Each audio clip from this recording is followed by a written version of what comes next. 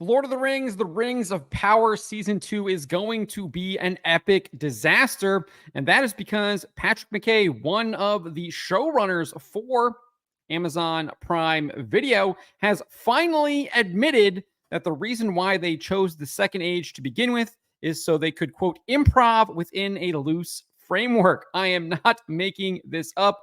That is exactly what he said in a recent promotional interview with Entertainment Weekly.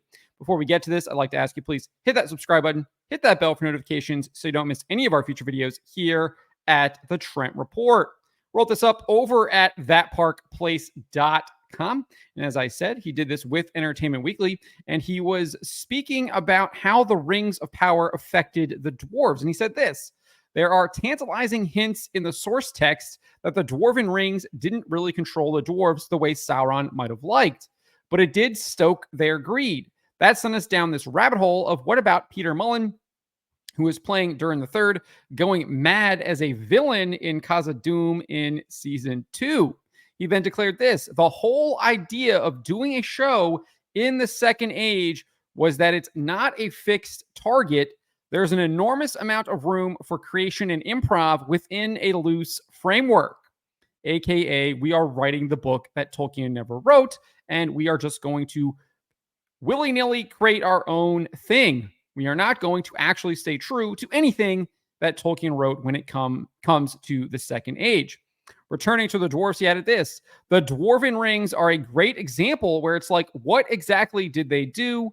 How might that play on a father-son relationship? Well, Tolkien did write a bunch of that, but before we get to that, we have this actress, Sophia Novetti. I'm not sure if that's how you say her name, who she plays Disa, and she shared how her character will react.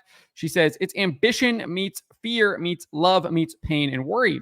She's trying to figure out which of those emotions are useful or need to be listened to. So she's quite up and down in her views. 1 minute, she's like, yes, we need the rings. Then she's like, oh no, but the ring. She's really working it out in real time, but her mission is, by any means necessary, your bottom needs to be on that chair, obviously referring to her husband, Durin IV, indicating that he needs to become the king. So let's get into what Tolkien actually wrote in the Silmarillion about how the rings affected the dwarves. This is what he wrote. In all those rings that he governed, he perverted, referring to Sauron, the more easily since he had a part in their making, and they were accursed, and they betrayed in the end all those that used them. The dwarves indeed proved tough and hard to tame. They ill endure the domination of others, and the thoughts of their hearts are hard to fathom, nor can they be turned to shadows. They use their rings only for the getting of wealth, but wrath and an overmastering greed of gold were kindled in their hearts, of which evil enough after came to the prophet of Sauron. It is said that the foundation of each of the 7 hordes of the dwarf kings of old was a golden ring, but all those hordes long ago were plundered, and the dragons devoured them. And of the 7 rings, some were consumed in fire, and some Sauron recovered. So this is reiterated in Appendix A of The Lord of the Rings, The Return of the King. Tolkien wrote this: the only power over them that the rings wielded was to inflame their hearts with the greed of gold and precious things, so that if they lacked them, all other good things seemed profitless, and they were filled with wrath and desire for vengeance on all who deprived them. But they were made from their beginning of a kind to resist most steadfastly any domination. Though they could be slain or broken, they could not be reduced to shadows, enslaved to another will. And for the same reason, their lives were not affected by any ring, to live either longer or shorter because of it. All the more did Sauron hate the possessors and desire to dispossess them. So not only did Tolkien make it clear how the rings affected the dwarves, he also made it clear that the dwarves did not receive the rings until after Sauron laid waste to Eregion and claimed the rings from Celebrimbor and the elves. So Durin III would not have even had this ring, and neither would have Durin IV. They just wouldn't have had the ring. So the whole story that this guy is telling is completely contrary to Tolkien's Legendarium. This is what Tolkien wrote in the Silmarillion. From that time, war never ceased between Sauron and the elves, and Eregion was laid waste, and Celebrimbor slain, and the dwarves of Moria were shut. In that time, the stronghold and refuge of Imladris, which is Rivendell, that men called Rivendell, was founded by Elrond Half-Elven, and long it endured. But Sauron gathered into his hands all the remaining rings of power, and he dealt them out to the other peoples of Middle-earth, hoping thus to bring under sway all those that desired secret power beyond the measure of their kind. 7 rings he gave to the dwarves, but to men he gave 9, for men proved in this matter, as in others, the readiest to his will. So there you go. Silmarillion, Sauron gave the rings to the dwarves after he conquered Eregion. And I don't think he gave it to the dwarves in Moria, because you can see here the dwarves of Moria were shut after Celebrimbor was slain and he laid waste to Eregion. So I don't think there was a ring there.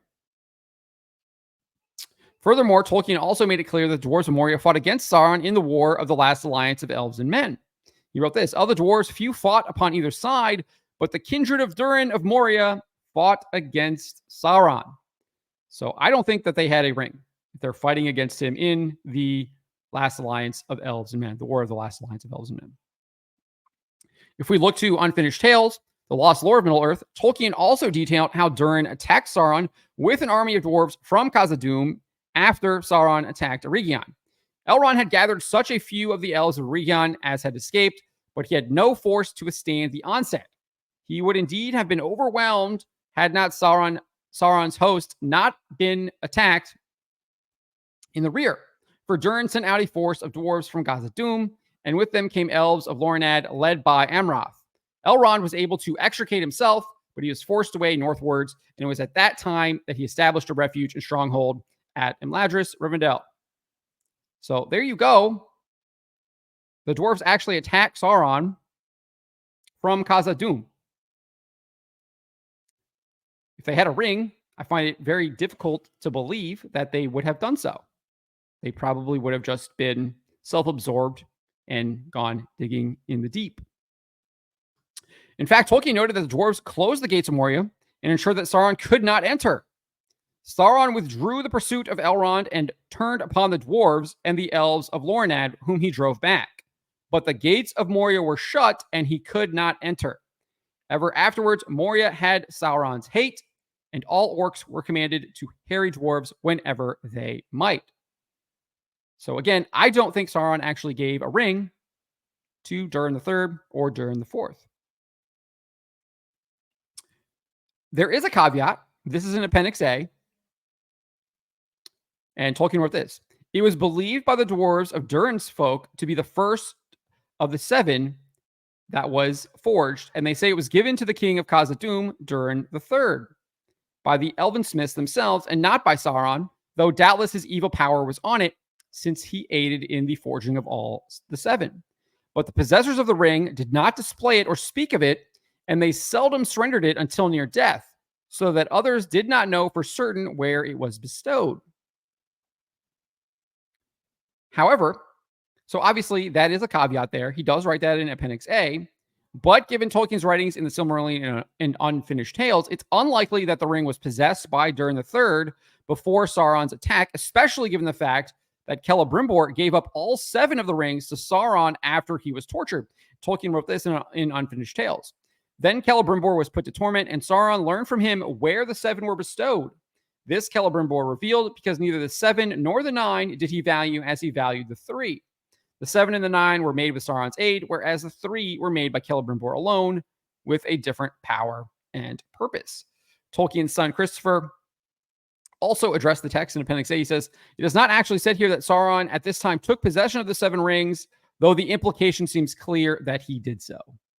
In Appendix A to the Lord of the Rings, it is said that there was a belief among the dwarves of Durin's folk that the ring of Durin III, king of Khazad-dûm, was given to him by the elven smiths themselves, and nothing is said in the present text about the way in which the 7 rings came into possession of the dwarves. So I think it's clear that Sauron had all of the rings, and even Christopher Tolkien says the implication seems clear that he did so. He gave all of the rings, or he acquired all of the rings after torturing Celebrimbor, which means they're probably in Eregion. Doubtful that one was with Durin III. So this is going to be an utter disaster, completely ignoring what Tolkien has written, what he has said, in order to tell their own story, to tell this drama that he wants to tell between a father and a son, between Durin III and Durin IV, turning Durin III into a villain when he's literally a hero, rallying his troops to aid the elves in the battle against Sauron when he attacks Eregion. And then those same dwarves join the last alliance of elves and men to fight against Sauron. And they're going to try and depict this guy as a villain.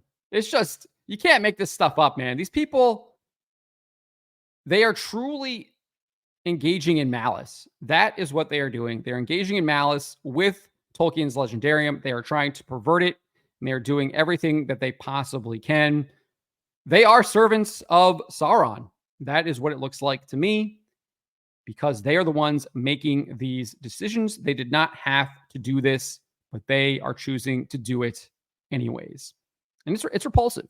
But let me know what you guys make of this. Let me know what you make of what Patrick McKay had to say here and how they are going to radically alter how the dwarves interact and face off against Sauron. Let me know in the comments below. Remember to always be charitable, especially to each other, but to always speak the truth.